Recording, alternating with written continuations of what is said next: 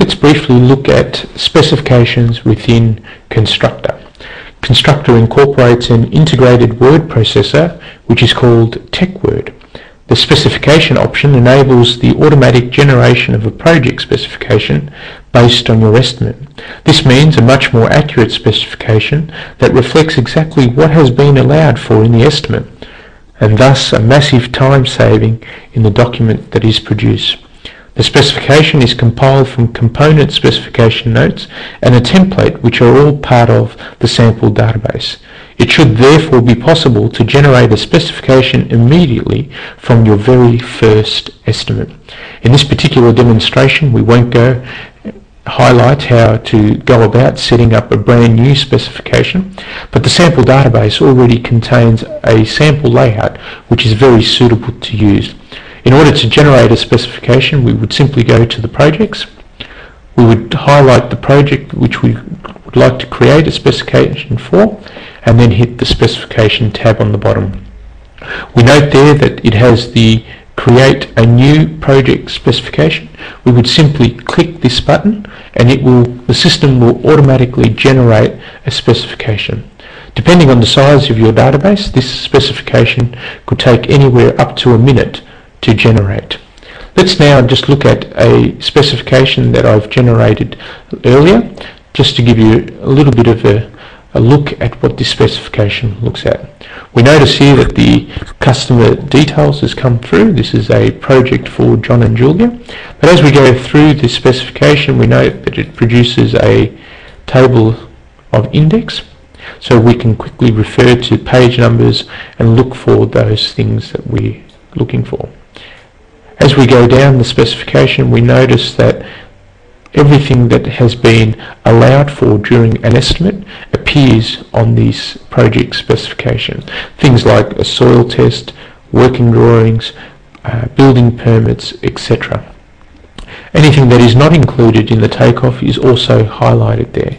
We just note here that under demolition, there's no demolition required, so therefore it's not included. We're constructing on a block of land. So this specification, as we go down, highlights all the various things that are included for clients to have a quick reference to. Let's just move a little bit further in the document and have a look at some of the other features contained within the specifications. We note that as we go down, it's a 16-page document, but it also allows us to incorporate images into the specification.